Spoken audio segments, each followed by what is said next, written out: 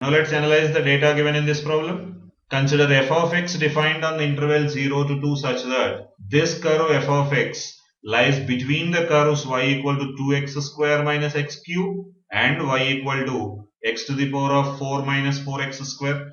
And what is the condition given?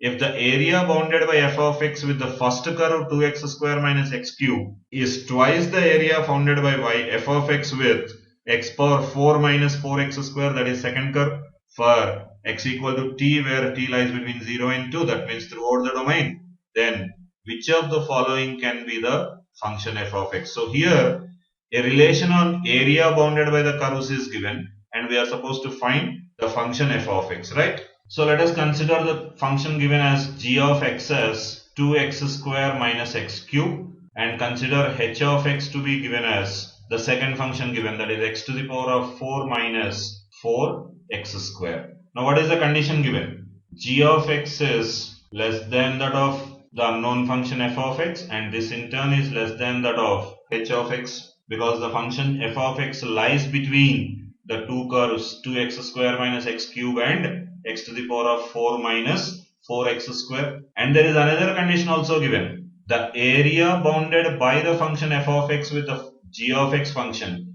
is twice the area bounded by f of x with h of x function, right? So given that the area bounded by y equal to f of x and y equal to g of x for x belongs to 0 to t is twice that of the area bounded by y equal to f of x and y equal to h of x for x in 0 to t, and t value lies between 0 and 2. Now if you look at both the left hand side and the right hand side, the area bounded by the curve f of x and g of x between the limits can be expressed as a definite integral.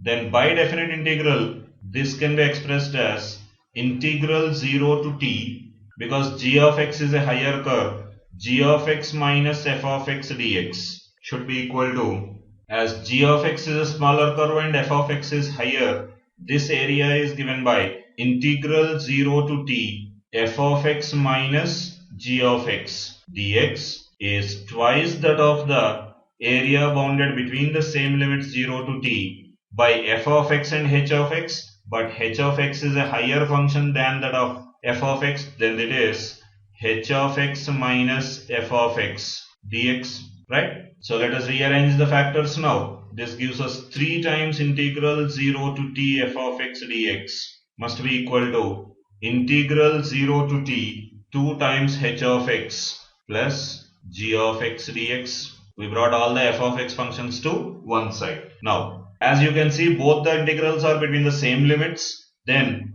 what do we get by differentiating on both sides with respect to t?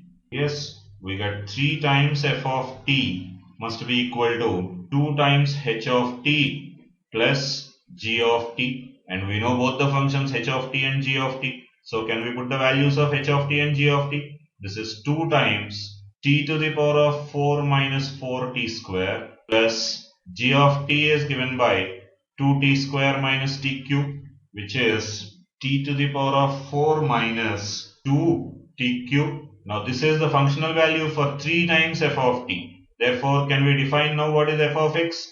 F of x would be x to the power of 4 minus 2x cube by 3. Let us see which option satisfies this. It is 1 by 3 times x to the power of 4 minus 2x cube, which is present at A. So the simple definition of area bounded between the two curves and the integration of definite integral will give us the function f of x according to the given condition on the areas